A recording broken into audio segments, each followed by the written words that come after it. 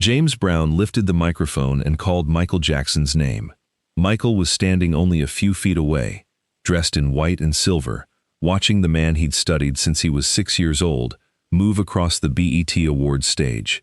Then Brown added 3 words that changed the feeling of the moment. "For me, my son." The audience saw 2 giants of popular music standing together. The Godfather of Soul, the King of Pop. 2 men whose movements, cries, spins, and sudden bursts of rhythm had helped reshape what a live performer could do. But Michael didn't look like a rival standing beside another legend. He looked like a student who had finally heard his teacher claim him. That's what made the moment so powerful. Michael had spent decades telling anyone who asked that James Brown was his greatest inspiration. He'd studied Brown through a television screen as a child.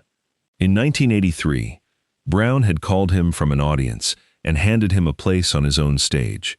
20 years later, Michael returned to honor him, and James Brown answered by calling him his son. If you believe Michael Jackson's musical history deserves to be remembered through verified performances and his own words, please like this video and subscribe. Because the meaning of that word began long before the BET Awards, when a young Michael first saw James Brown move. If you want Michael Jackson's musical story remembered through verified performances, first-hand words, and the artists who shaped him, please like this video and subscribe. Because James Brown didn't call Michael toward him only once. 20 years before that BET moment, he had already spoken Michael's name into a microphone and invited him onto his stage. Those 2 calls carried completely different meanings. In 1983, James Brown called Michael out of the audience at the Beverly Theater in Los Angeles. Michael was already becoming one of the biggest stars in music, but in that room, he was still the younger performer stepping onto his idol's stage. 20 years later, the direction had reversed. At the BET Awards, Michael was the one holding the honor. He had come to thank James Brown publicly, to place Brown's name at the center of his own story, and to make sure the audience understood where so much of his stage language had begun. Then Brown took the microphone back and called Michael his son. By the end of this story, you'll understand why that word meant more than affection between 2 famous entertainers.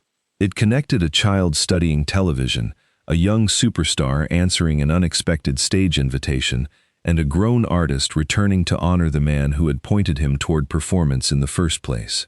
This isn't a story about Michael copying James Brown. It's about influence becoming inheritance.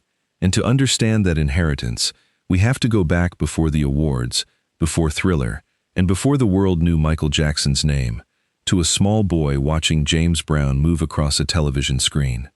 Long before James Brown knew Michael Jackson's name, Michael knew James Brown as the man on the television screen. Years later, Michael remembered being about 6 years old when his mother would call him whenever Brown appeared. It didn't matter what time it was or whether Michael had been asleep. When James Brown was performing, she wanted her son to see what was happening. Michael watched closely. He later described Brown as a master at work and said the movement mesmerized him. He had never seen anyone perform that way before. In Michael's own memory, that was the moment he understood what he wanted to do with the rest of his life. We don't know which exact broadcast Michael first meant, and we shouldn't invent the room, the song, or the conversation around it. What matters is what he remembered carrying away. Brown didn't simply dance to the rhythm. His body seemed to become part of it. A sharp movement of the foot could answer the drums. A sudden stop could hold the audience tighter than constant motion. A cry into the microphone could signal the band, raise the pressure, and make the next burst of movement feel even larger. For a child already growing up around music, that was more than entertainment. It was instruction. Michael wasn't watching a performer who made the stage look easy. He was watching someone command every second of it. The sound, the silence, the musicians, and the crowd waiting for the next move. The microphone was still far away then. James Brown wasn't speaking Michael's name or inviting him forward. He didn't know that one of the children watching from home would carry those lessons into Motown, music videos, and stadiums around the world. But Michael never forgot where that first direction came from. And what held him wasn't one famous step. It was the way James Brown could make an entire room move before he moved at all. What Michael studied wasn't one dance step. It was control. James Brown could enter a stage at full speed, cut his body into the rhythm, then stop so sharply that the stillness felt louder than the band. His feet might move first, but his shoulders, hands, voice, and timing all seemed connected to the same beat. Michael noticed that. Brown didn't simply sing while dancers moved around him. His body functioned like another instrument. A cry into the microphone could strike like percussion. A turn could answer the horn section.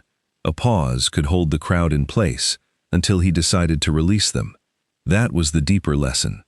Movement mattered, but so did the second before it. Brown understood how to make an audience lean forward. He could build tension by withholding the next step, then break it with a burst of speed. He didn't wait for the band to lead him. He appeared to command the music from inside it. Michael carried that understanding into his own work. Years later, audiences would see him hold perfectly still beneath a spotlight, while thousands screamed, waiting for the smallest movement of his hand. They'd watch him use a spin, a sharp vocal sound, or a sudden pause not as decoration, but as part of the arrangement itself.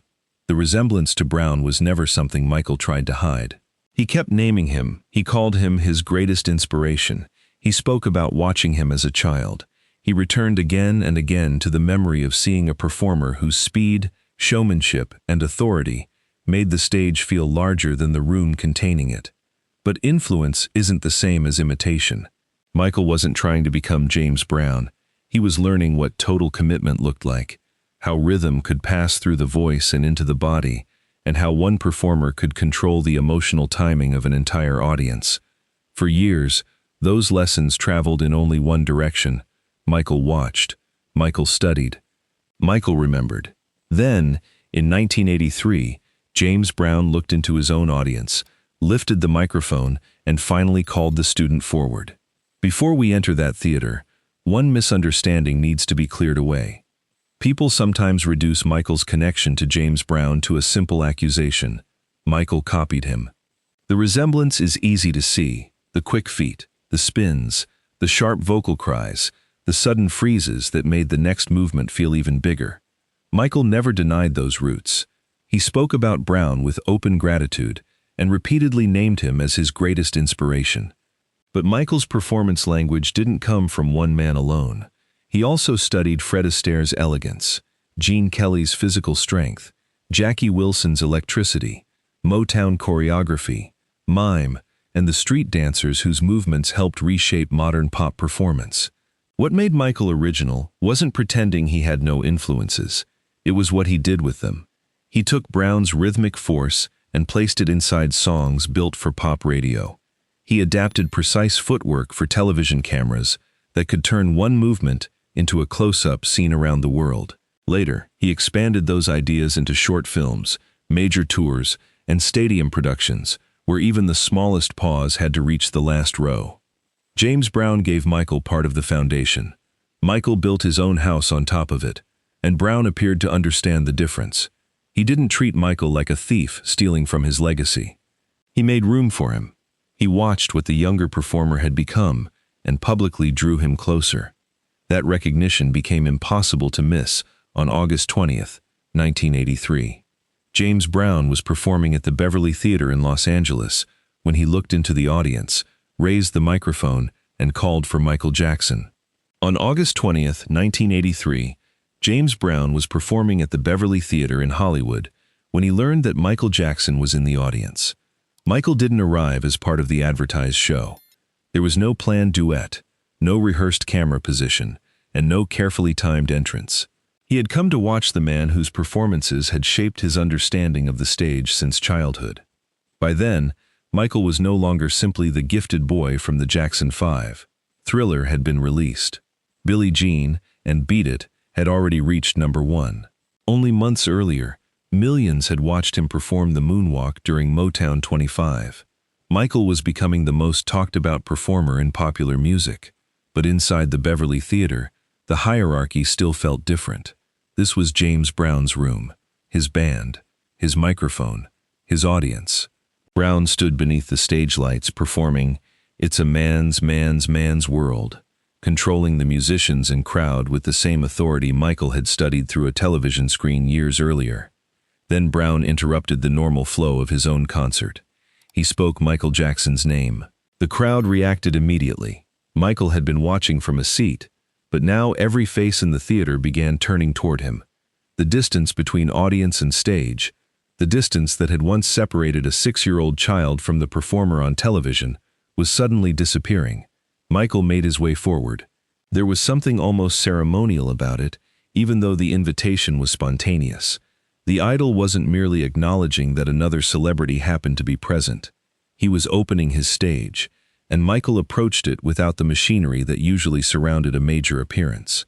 No dancers, no special lighting, no costume prepared for the number, only James Brown waiting beneath the lights, and one microphone ready to be passed. Michael had spent years studying what Brown could do with that space. Now Brown was stepping aside just enough to see what the student would do with it. Michael stepped onto the stage without asking James Brown's band to become his own. That restraint mattered. He took the microphone and sang only a few phrases, letting his voice settle into the groove, already moving through the theater. Then he stepped away from the stand and allowed his body to answer the music. A turn. A spin. A brief backward glide. The appearance was short, but Michael didn't need a complete song to change the room. He understood how to enter another performer's concert without overwhelming it, and how to leave an unmistakable mark before stepping back. Some of the movement carried the influence everyone could see. The sharpness, the quick feet, the sudden stop after motion. Michael was standing only a few feet from the man who had helped teach him, through television and memory, how rhythm could pass through the entire body. But he didn't look like a child attempting an imitation. The timing belonged to Michael. So did the restraint. He didn't try to defeat James Brown on his own stage or turn the invitation into a contest. When the brief performance ended, Michael moved toward Brown and embraced him. Then he leaned close and whispered into his ear. Brown turned back toward the audience and explained that Michael had insisted he introduce another artist sitting somewhere inside the theater. Prince. That decision changed the clip's public history. The night would later be remembered as the rare moment when James Brown, Michael Jackson, and Prince appeared on the same stage. But Michael's reason for bringing Prince forward has often been buried beneath later stories about competition and rivalry. What the surviving footage clearly shows is simpler. Michael used part of his unexpected moment to point Brown toward another young artist in the room. The microphone had passed from the idol to the student, and before Michael left the stage, he helped direct it toward someone else. Yet for Michael, the most personal part of that night had already happened. James Brown, the man he had studied before Brown even knew his name, had watched him perform from only a few feet away. For years, Michael had watched James Brown without knowing whether Brown would ever notice him. He'd studied the footwork through a television screen, memorized the stops, the turns, and the way Brown could make a room hold its breath. Now the distance was gone. James Brown stood only a few feet away, watching Michael use lessons that had once traveled in just one direction. The child had watched the master. Now the master was watching what the child had become. And 20 years later, the stage would bring them together again. But this time, Michael would be the one holding the honor. 20 years later, the direction of that invitation had reversed. On June 24, 2003, James Brown stood on the stage of the Kodak Theater in Los Angeles to receive BET's Lifetime Achievement Award. This time, Michael Jackson wasn't waiting in the audience for Brown to notice him. He had come to honor him. The setting was larger and more formal than the Beverly Theater had been. Television cameras covered the stage. The award was prepared. Brown's influence was being celebrated before an audience that included artists whose careers had grown from the musical world he helped create. Then Michael appeared. For a performer who had spent decades standing at the center of major productions, he seemed unusually moved by the responsibility in front of him. He wasn't there to promote a record, perform a new single, or remind the audience of his own achievements. He was there to place James Brown's name at the center. That reversal carried its own emotional weight. In 1983, Brown had opened his concert and handed Michael a few moments beneath his lights. In 2003, Michael was helping the industry formally recognize Brown's lifetime of work. Yet Brown didn't enter the moment like a figure from the distant past. He still carried the restless energy Michael had watched as a boy. The The feet still searched for the rhythm. The body still answered the band. Even beneath the ceremonial cape, James Brown remained a performer. Michael stayed close. He helped with the cape routine. He watched Brown move. And for a few seconds, the awards presentation felt less like a formal tribute and more like an old lesson continuing in public.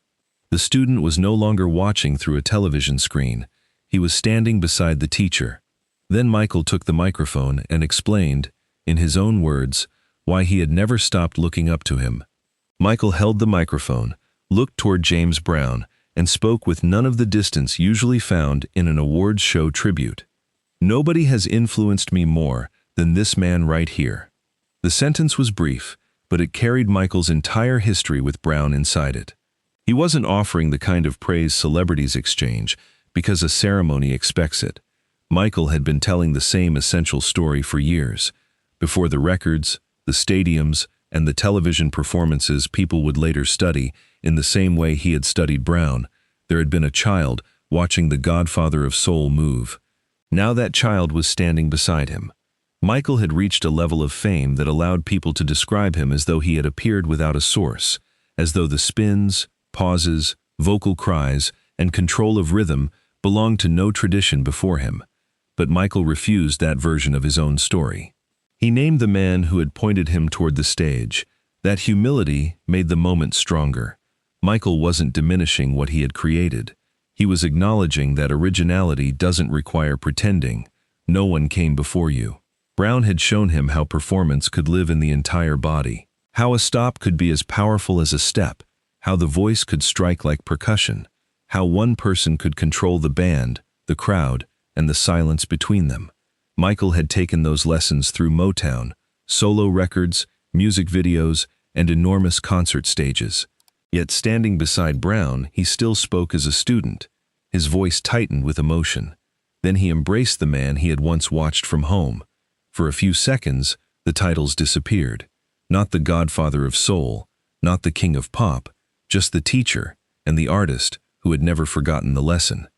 But James Brown wasn't going to let the tribute remain one-sided.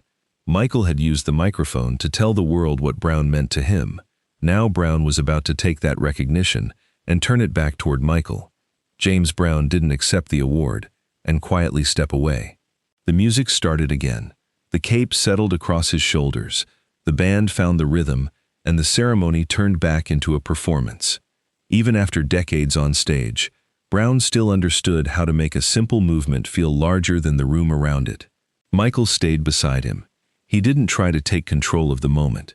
He watched Brown's feet, followed the rhythm, and joined with the unmistakable happiness of someone standing inside a performance tradition he had admired since childhood. Then came the cape routine. For years, Brown had used that theatrical moment as part of his live shows. He would appear overcome, sink toward the stage, and allow a cape to be placed around his shoulders, only to throw it aside and return to the music with renewed force. At the BET Awards, Michael helped with that familiar ritual. The image carried more meaning than either man needed to explain. James Brown stood wrapped in one of the symbols of his own stage history.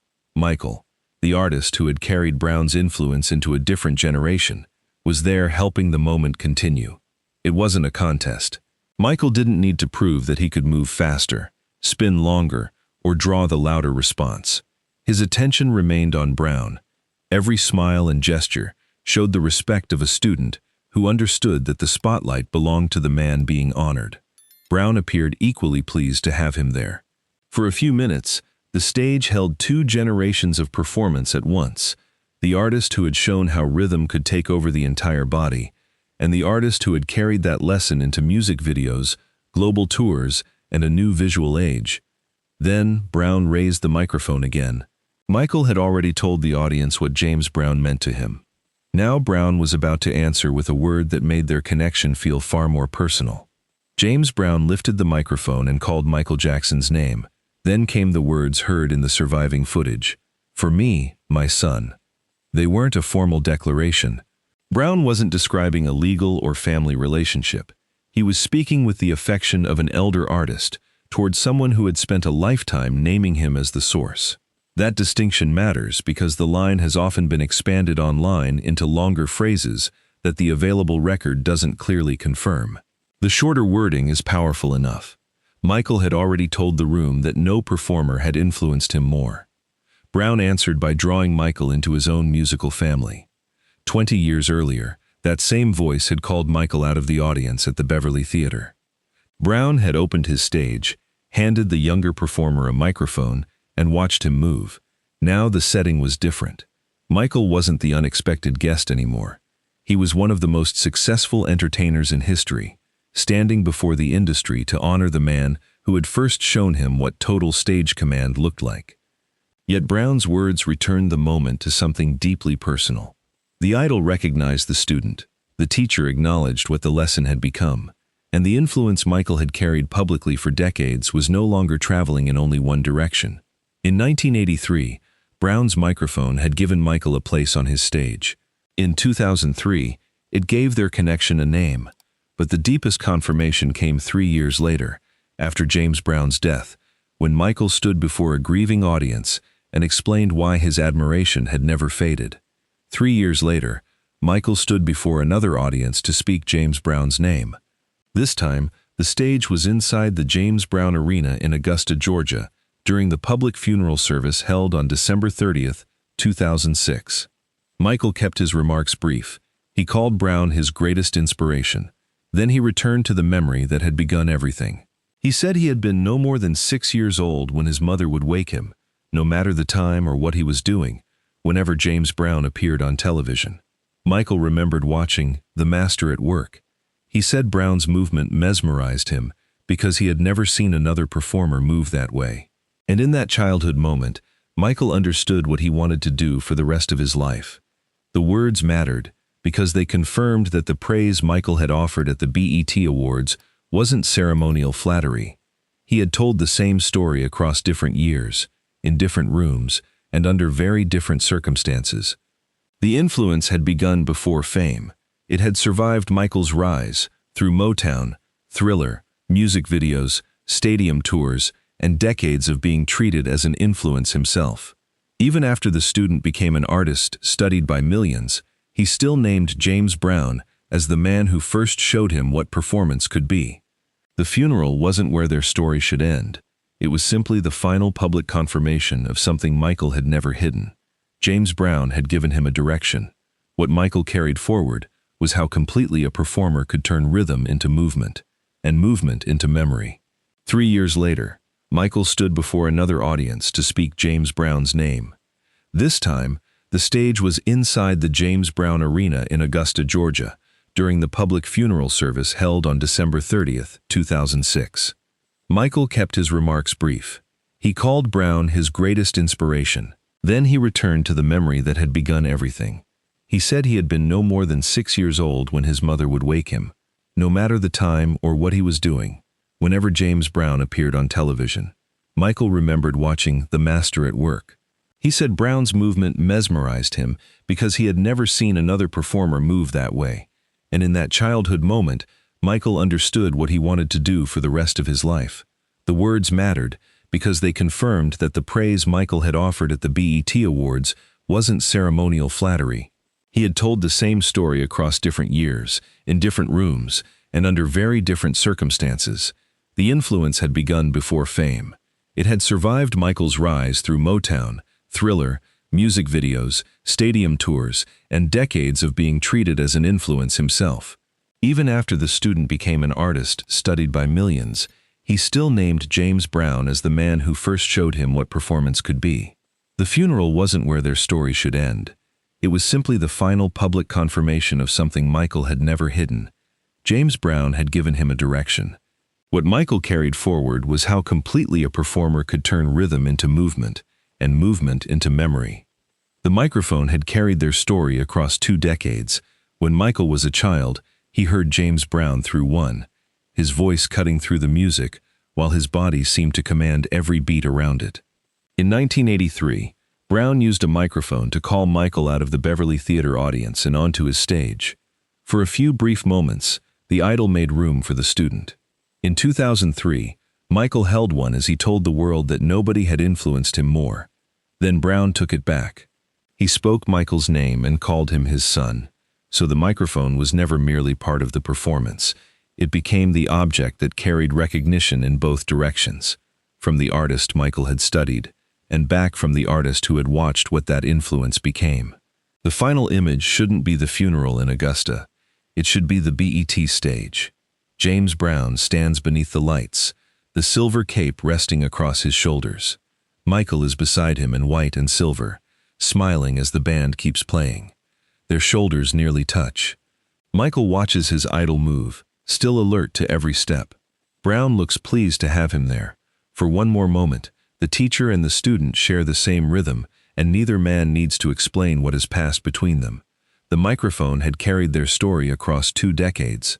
When Michael was a child, he heard James Brown through one, his voice cutting through the music, while his body seemed to command every beat around it. In 1983, Brown used a microphone to call Michael out of the Beverly Theater audience and onto his stage. For a few brief moments, the idol made room for the student. In 2003, Michael held one as he told the world that nobody had influenced him more. Then Brown took it back. He spoke Michael's name and called him his son. So the microphone was never merely part of the performance. It became the object that carried recognition in both directions, from the artist Michael had studied and back from the artist who had watched what that influence became. The final image shouldn't be the funeral in Augusta. It should be the BET stage. James Brown stands beneath the lights, the silver cape resting across his shoulders. Michael is beside him in white and silver, smiling as the band keeps playing. Their shoulders nearly touch. Michael watches his idol move, still alert to every step.